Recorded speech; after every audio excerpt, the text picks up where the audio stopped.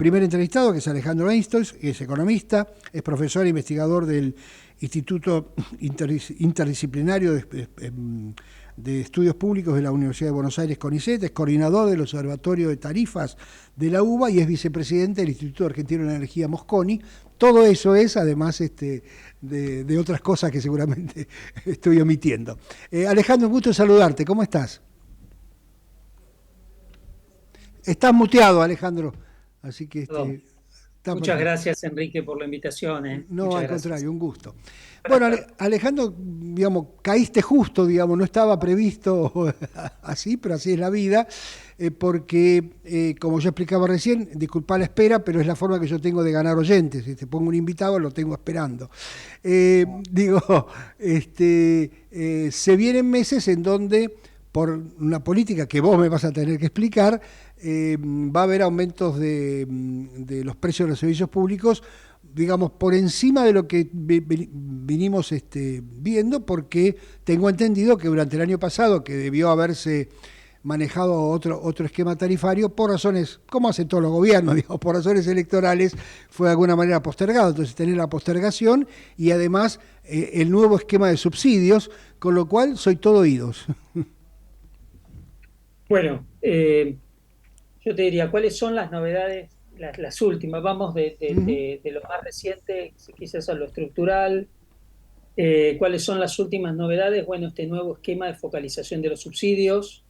Se termina la segmentación, este esquema muy sui generis que se implementó allá por mitad del gobierno pasado, del gobierno anterior, quedó a medio camino digamos, tenía la obligación de reducir subsidios, una coalición de gobierno enfrentada que obstaculizaba ese proceso y, digamos, el resultado de eso fue una segmentación, un mecanismo que no se utiliza en ninguna parte del mundo, un 100% invento argentino, que tuvo, digamos, si querés como lado positivo, que no, quizás no fue bueno para identificar el vulnerable que necesita ayuda, pero sí fue bueno para identificar el que no la necesitaba.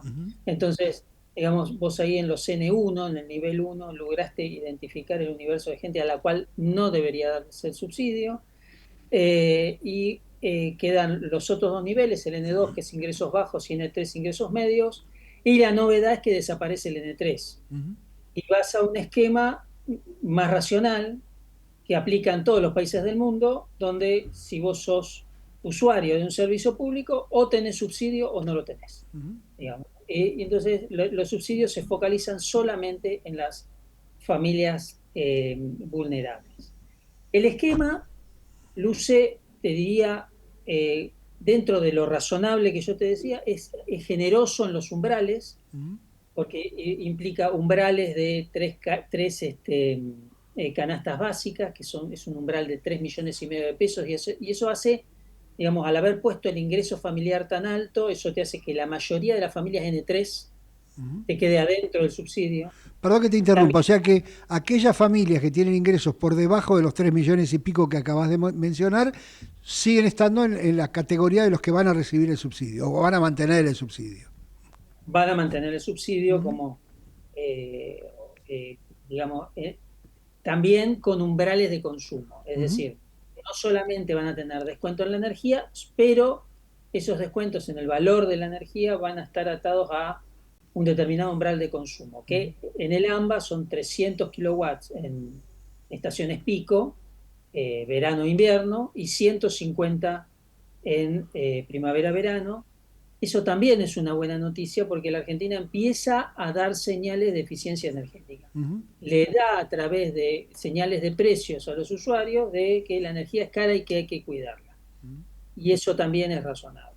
Pregunto, esos umbrales, más allá de esa diferenciación que acabas de hacer, que por supuesto comparto, ¿son razonables desde el punto de vista del consumo habitual? Son razonables y de vuelta. Yo te diría, en esta primera instancia me parece que el gobierno entendió que es, digamos, es cirugía fina, ¿sí? Lo que tenés que hacer, que puede generar en este último tramo de recorte de subsidios algún tipo de, si vos querés, de reticencia a este proyecto, entonces los umbrales son generosos. El promedio país son 256 kilowatts, el umbral está en 300. Quiere decir Ok. que, digamos, el gobierno previó problemas en la implementación. Alejandro, Eh, para aspirar a mantenerse en el subsidio, ¿hay que presentar algo o el gobierno cruza información y dice estos no son, y en todo caso, si estás mal clasificado, te presentás vos? el gobierno cruza información. Ujú. Ahí me parece que está el talón de Aquiles, el principal talón de Aquiles.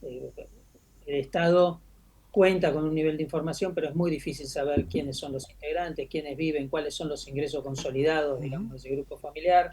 Ahí hay un problema. Más en La un país nominación que tiene el grado de informalidad laboral que tiene la Argentina, ¿verdad? absolutamente, la nominalidad de los medidores, digamos, vos tenés una serie de factores que hacen que el gran desafío de un sistema que luce razonable, como te decía, esté en la implementación. Los próximos 30, 60 días me parece que van a ser centrales, cruciales para la implementación de esto. Vos vas a tener mucha familia N3 que aunque el umbral está alto, te puede quedar fuera del radar y pierdan el subsidio y ahí van a haber saltos importantes en las facturas. Vos pensás que una familia N3 en enero pagó el 30% del costo de la energía, aún después de todos los aumentos de tarifas que experimentamos desde el inicio de esta administración, con lo cual el salto tarifario puede ser muy alto, sobre todo en el verano. Entonces ahí el gobierno debería tener una acción rápida, si vos querés, de medio mundo, como para tratar de una forma amplia, simple, sencilla, accesible, de tratar de contener esos posibles errores que se van a dar, digamos. Alejandro, Es entiendo importante. que aún los que somos N1 no estamos pagando la tarifa plena, que también todavía queda algún puchito de subsidio, ¿es así? Sí, en enero pagamos entre el 90 y el 95% Mm. de la energía eléctrica y del gas, con lo cual ahí vas a tener un escalón que lo vas a ver este mes. En gas vas a tener un doble impacto porque se anunció lo que sería el aplanamiento del precio del gas. Hasta ahora convivimos con precios del gas caro en el invierno, que se potenciaban con el pico de consumo, y baratos en el verano, donde prácticamente un hogar consume muy poquito. Para que te des una idea, la diferencia entre el consumo del verano y del invierno es de 5 o 6 veces en una casa. Entonces vos tenés una estacionalidad muy marcada en los residenciales de gas. Eso se soluciona aplanando el precio del gas. El precio del gas ahora vale lo mismo todo el año, alrededor de 3 dólares con 90 el millón de BTU. Eso, en el invierno, eso aplica a partir de ahora. No se debería notar en las facturas porque precisamente los consumos son muy bajos y los beneficios se deberían percibir en el invierno, donde el pico del consumo se va a ver atemperado por un precio del gas más barato. Te hago una Un pregunta punto, de mero ignorante, ¿eh? Vos marcaste antes que se había hecho diferenciación en el consumo eléctrico por temporadas, digamos, en 150 y 300 en verano y en invierno, y lo marcaste como un atributo, digamos, diciendo, bueno, es bueno que la gente reciba la señal de precio adecuada para su consumo. ¿Por qué en gas no aplica, aunque sea algo? no, en gas aplica, ya venía aplicando el año pasado un esquema de módulos, de umbrales de consumo para los distintos meses del año. Eso no se modificó. Lo que se modifica a partir de ahora es que vos digamos, una familia va a tener solo subsidio, aún las familias subsidiadas, durante el invierno. Ah, ok, ahora entendí. O sea, Lo se que es mantiene el que, hecho de que te da una señal para que consumas mejor o sí, más eficientemente, pero con un subsidio diferente para el invierno, digamos. así es, así Ok, es. ok. Y el descuento en el precio del gas solo aplica en invierno. Un Bien. punto acá que es importante, la ley de zonas frías todavía está vigente, no se aprobó, si recordás, fue el artículo, uno de los artículos que se cayó en la discusión del presupuesto 2026, por lo tanto sigue vigente y más de la mitad de la Argentina hoy todavía disfruta de un régimen de zonas frías que básicamente es pagar la mitad el precio del gas de lo que realmente vale. Alejandro, antes de ir a los últimos minutos al tema estructural, una pregunta adicional. En muchos casos, bueno, saco en muchos, en todos los casos, salvo la ciudad, salvo el área que controla la nación, digamos, ¿no? Que es el AMBA, digamos, en electricidad me refiero, están las provincias manejando el tema regulatorio.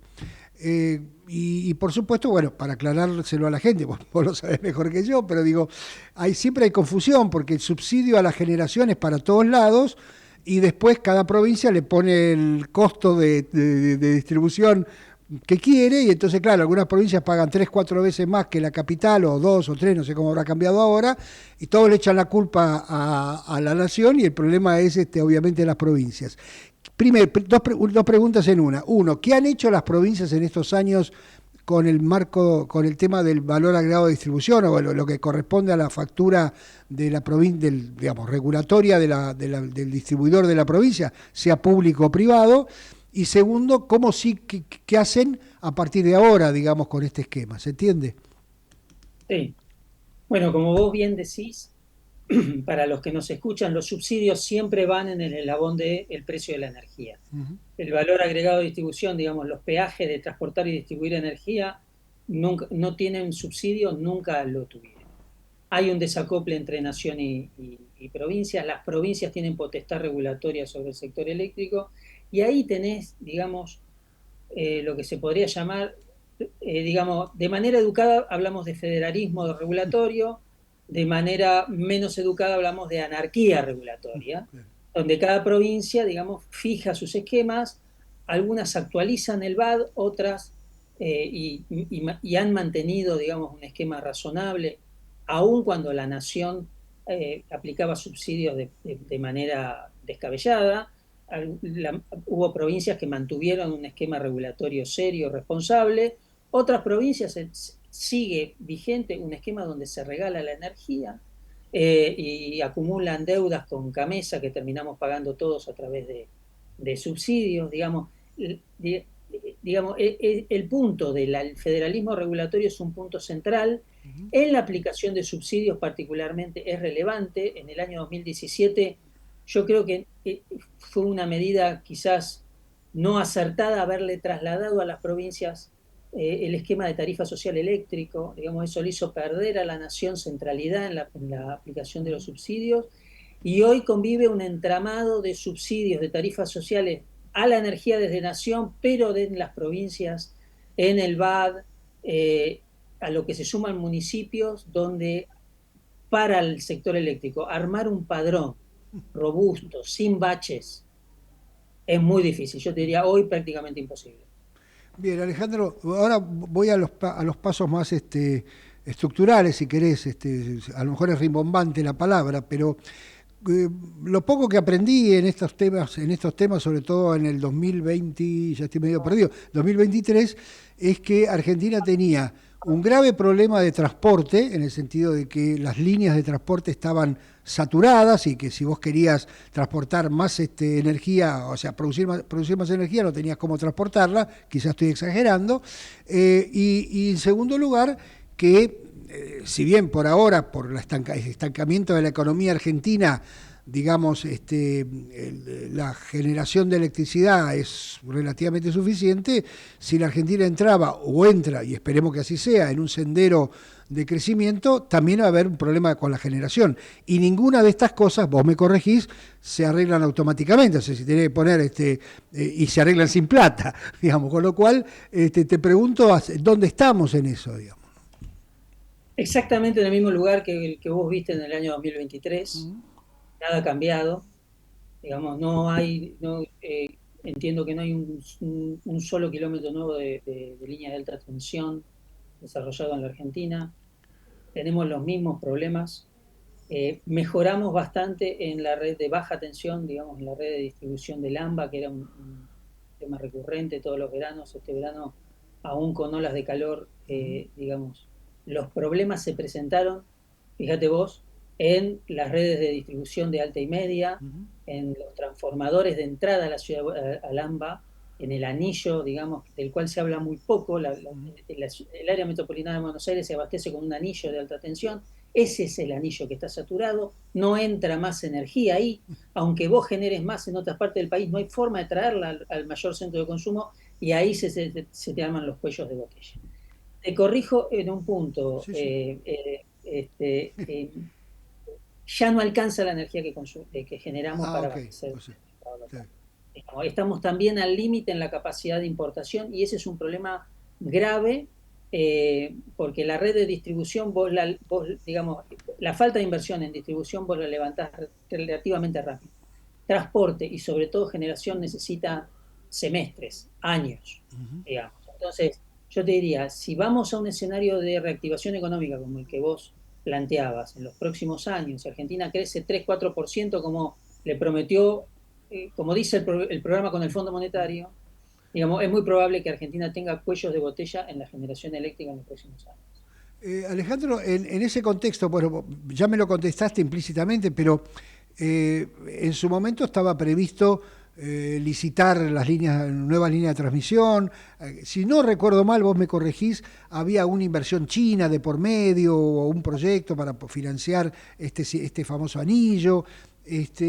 Había algunos proyectos para, bueno, para financiar más generación. ¿Eso en qué quedó?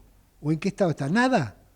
Lamentablemente estamos en el mismo lugar, los proyectos están, digamos, no hay voces disonantes en relación a qué obras hay que hacer. Digamos, eso está claro. Transener, que es la empresa que opera, tiene ese plan, el listado de obras y la priorización de esas obras existe. Lo que hubo, lamentablemente, es digamos, una demora en definir cuál es el mecanismo financiero para implementar esas obras. Como vos decís, esto se realiza con plata. Los privados, en particular en el sector transporte de energía, no tienen un interés particular en invertir, en hundir dinero ahí. La rentabilidad y el riesgo regulatorio es muy alto en la Argentina. Digamos, no es gratis no cumplir los contratos durante un cuarto de siglo. Entonces, digamos, la idea de el estampillado famoso del cual se habló, que era incorporar un cargo fijo en la factura, fue vetado por esta administración. Yo creo que era el mecanismo más simple, más sencillo, más rápido de juntar los recursos como para poder financiar la obra y todavía estamos viendo, discutiendo a 2 años de esta administración cómo se van a comenzar a financiar y a construir obras que si empezás hoy vas a empezar a tenerlas operativas en 2 años. Alejandro, las dos últimas, creo. Una, bueno, vinculado con esto último, está previsto, si no, otra vez, si no estoy mal informado, la privatización del porcentaje de participación en Transener que tiene hoy el Estado. No sé si lo tiene Narsa o o alguna de estas entelequias que se armaron en su momento. Esos fondos están pensados para destinarlos a financiar justamente la obra de Transener o no tienen un destino específico? No tienen un destino específico. Recordemos que Transener no tiene obligación de construir. Claro. Transener es la empresa que opera y Sí, sí. mantiene Ujú. la red de alta tensión. La llegada de un socio no implica, digamos, la incorporación de capital para cubrir este cuello de botella que estábamos hablando en transporte, lamentablemente, y entraría en principio en cuentas generales como digamos, para reforzar, si vos querés, el frente macro, Ujú. pero no está pensado como para utilizar esas obras a través de un mecanismo de obra pública, Ujú. Ok. suponte. Y ahora sí, la última, para terminar, quizá con una nota positiva, espero que sea positiva, que tiene Bueno, que ver con el gas de vaca muerta y todo este esquema de probable exportación del GNL y los proyectos que aparentemente abandonado, saco la palabra abandonado, eh, demorado esos proyectos elefantiásicos de los que nos hablaban, por lo menos ahora con un barco, con algo por el estilo, se podría empezar a trabajar, a exportar eso el año que viene o algo así, ¿no? todas buenas noticias ahí, Enrique. Digamos, el oleoducto Vaca Muerta Sur está en construcción. En poco tiempo más va a estar operativo. Eso le va a permitir desarrollar, digamos, potencial en petróleo que tiene Vaca Muerta. Digamos, pensemos que digamos, hoy el negocio de Vaca Muerta pasa por el petróleo, aunque digamos, la paradoja es que básicamente Vaca Muerta tiene mucho gas. El gran desafío, digamos, bueno, digamos, para completar las buenas noticias, ese proyecto luce exitoso, también luce razonable, factible, los barcos se están construyendo, van a llegar, el caño está en plena construcción. Argentina va a exportar, digamos, volúmenes crecientes de petróleo que van a aportar dólares a el frente externo, al balance de pagos. El principal desafío que tiene la Argentina es gas. Recordemos que la Argentina es gas dependiente. Más de la mitad de la energía eléctrica se genera quemando gas natural. Más de la mitad de toda la matriz energética argentina depende del gas natural, consecuencia de una historia que refleja esa foto, digamos. Entonces, para nosotros, tener gas y tener Vaca Muerta, yo diría que es una bendición. Ahora, necesitamos financiamiento para poner en valor esos recursos. Y necesitamos que esos recursos, que son muy productivos, que la industria ya demostró que con cepo, con restricción de exportaciones, digamos, con mucha adversidad, con mucha volatilidad macroeconómica, aún pudo desarrollar Vaca Muerta, se traduzca ese recurso con una macro un poco más estable en precios del gas más baratos en el mercado local. Eso es central, no solamente para el crecimiento económico, digamos, para que la Argentina sea más productiva y haya empleo de calidad, sino para transitar los últimos kilómetros de la reducción fiscal de los subsidios. Digamos, vos resolvés los subsidios aumentando las tarifas, pero principalmente bajando los costos. Si vos bajás el costo del gas, resolvés el problema fiscal de los subsidios en la Argentina.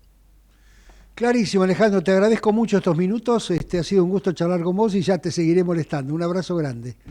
Gracias, Enrique, muy amable. Muchas gracias. Hasta luego. Hasta luego.